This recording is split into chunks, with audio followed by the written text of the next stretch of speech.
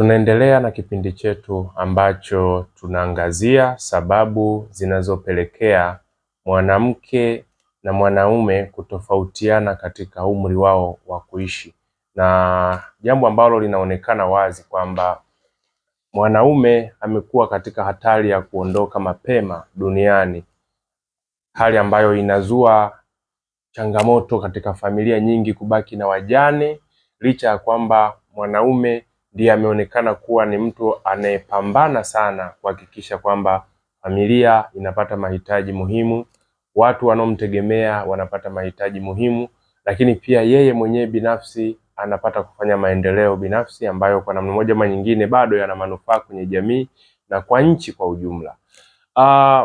Leo nataka nizungumze na wewe mpenzi mtazamaji wangu, na nipende pia kukushukuru kwa namna ambavyo umekuwa ukinifuatilia kwenye vipindi vyangu mbalimbali ambavyo navitoa, hasa kipindi kilichopita ambacho tuliangazia mambo kadha wa kadha ambayo yanapelekea mwanaume anaondoka haraka duniani, lakini pia tukaangalia ni namna gani mwanaume aweze kufanya ili kuepukana na hatari hiyo ya kutoweka mapema kabla ya mke wake. Sasa leo nataka nizungumzie tu kwenye eneo moja la msongo wa mawazo. Katika hali ya kawaida, kitaalamu tunayo homoni ambayo mwili wa mwanadamu iko nao. Homoni hii inatambulika kama cortisol.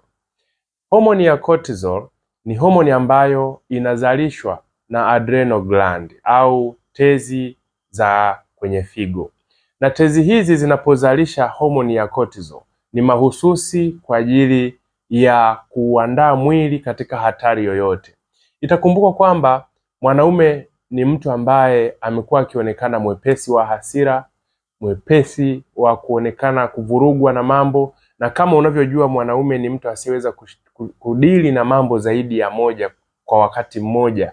Kwa hiyo mambo yote yanayosababisha mfadhaiko na msongo wa mawazo, basi huwa kuna hiyo homoni ya msongo ambayo inazalishwa almaarufu kwa jina la cortisol. Homoni hii huwa inazalishwa kwa nia njema kabisa, kwamba kwenda kuregulate au kusaidia kuweka hali ya msawazo katika mazingira ambayo mtu anapitia ya msongo wa mawazo. Sasa katika hali ya kustajabisha ni kwamba inawezekana kabisa ikafika hatua ambapo stresi au msongo wa mawazo ukawa ni wa kujirudia rudia. Sasa kwa upande wa mwanaume, kwa sababu ni mtu ambaye pia yuko katika hatari ya kukumbana na changamoto nyingi za kimaisha ambazo zinampelekea kuwa katika hali hiyo ya msongo wa mawazo wa mara kwa mara, basi homoni hii huwa pia inaweza kusababisha madhara. Ikumbukwe kwamba homoni hii huwa inaratibiwa kwa kupitia ubongo wa binadamu, ambao ubongo huu unakuwa kuna maeneo yanayotambulika kama hypothalamus pamoja na pituitary gland.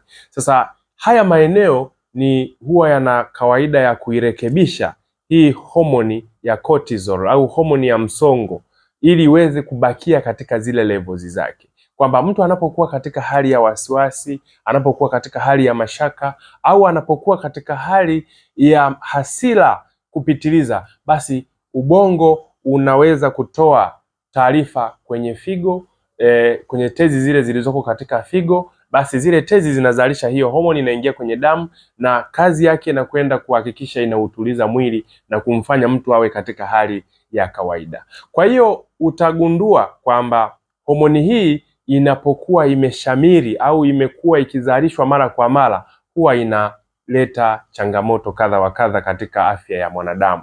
Sasa ndio maana tunasema kwamba mwanaume, kwa sababu ni mtu ambaye yupo katika hatari ya kuingia kwenye mazingira ya msongo wa mawazo wa mara kwa mara, hasa anapokuwa katika mazingira ya mahusiano yanayoyumba, ama ya kifamilia, ama ya kijamii, ama ya changamoto za kimazingira, ama ya mahusiano yake ya ndani ya ndoa, basi ujue kabisa kwamba yanakuwa yanamsababishia matatizo makubwa ambayo katika namna moja ama nyingine yanaathiri mifupa yake, kwamba hii homoni ina uwezo wa kwenda kuifanya mifupa iwe weak au iwe katika hali ya kuondoka katika ile hali ya uthabiti wake. Lakini pia homoni hii ina kawaida ya kusababisha hali ya mwili kuchoka na seli za mwili kuchoka, kutokana na kwamba zinakuwa mara nyingi zipo katika level ya mapambano na hali hizo za msongo wa mawazo au stress. Kwa hiyo mwanaume pia anakuwa katika hali ya hatari ya namna hiyo. Kwa hiyo uzalishwaji wa homoni hii pia unaweza kupelekea kinga ya mwili kushuka. Kwa hiyo kinga ya mwili inapokuwa imeshuka, basi mwanaume ana uwezo pia wa kupitia mazingira ya kushambuliwa au kuwa katika hatari ya kushambuliwa na magonjwa mbalimbali katika mazingira anayoishi. Kwa hiyo utagundua kwamba msongo wa mawazo ni kitu cha hatari sana kwa mwanaume.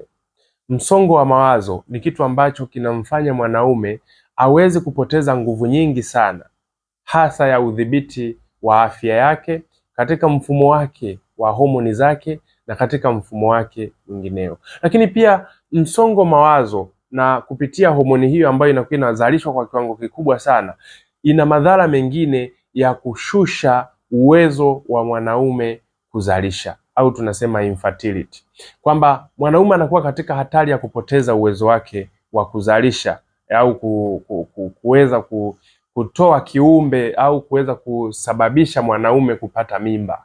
Kwa hiyo katika mazingira kama hayo, ongezeko la homoni hiyo pia linamweka mwanaume katika hatari hiyo ya kuwa mgumba katika wakati mwingine. Kwa hiyo utaona kwamba kuna haja ya kuzungumza na wanawake na mwanamke unayenisikiliza. Lazima tutambue kwamba ndoa sio mashindano, mahusiano sio mashindano, na katika mashindano yoyote yanapotokea kwenye ndoa, basi tugundue kwamba mwanaume anakuwa anapata maumivu kama zaidi ya mara mbili yake, kwa sababu anapoteza nguvu kubwa na anakuwa katika hatari nilizozieleza. Kwa hiyo sasa, mwanamke yoyote mwenye akili timamu anayenisikiliza, ambaye yupo katika ndoa na mahusiano yake, wewe ni mlinzi wa kwanza wa mume wako, kwa sababu mara nyingi sana, kesi nyingi sana ambazo wanaume wanaripotiwa kujiua ama wanaume wanakufa haraka kutokana na hizi changamoto za afya akili pamoja na msongo wa mawazo, basi mara nyingi zinasababishwa na hiyo hali ya kutokuwa na utulivu ndani ya familia zao, na hali ya kutokuwa na utulivu katika mahusiano yao, hali ya utulivu katika ndoa zao. Kwa hiyo tunashauri sana kama wataalamu kwamba mwanamke ni lazima ujue mwanaume uliye naye wewe ndiye mlinzi wake wa kwanza. Ujue ni wakati gani unapaswa kuzungumza naye, ujue ni wakati gani unapaswa kuingiza hoja unayotaka yeye aijibie, badala ya kuingiza hali ya mashindano itakayompelekea kuwa katika hali ya msongo wa mawazo. Kwa hiyo napenda kutoa somo hili kwa wanawake wote, muweze kutambua kwamba nyinyi ni watu wa kwanza kabisa ambao tunawategemea, ama mwanaume anamtegemea mwanamke katika kuhakikisha anakubaki katika hali ya afya yake. Kwa hiyo katika mazingira kama hayo, tunaendelea kusisitiza pia kwamba mambo ya familia basi meyazungumze kwa utaratibu, na uweze pia kumsaidia mwenzako kuondoka katika hali ya msongo wa mawazo kwa kumtambua pale ambapo anapokuwa katika hali ambayo inaweza ikaleta madhara ndani ya familia. Mpaka wakati mwingine, ulikuwa na mimi Sospeter Bulugu, mtaalamu wa malezi, afya akili pamoja na saikolojia.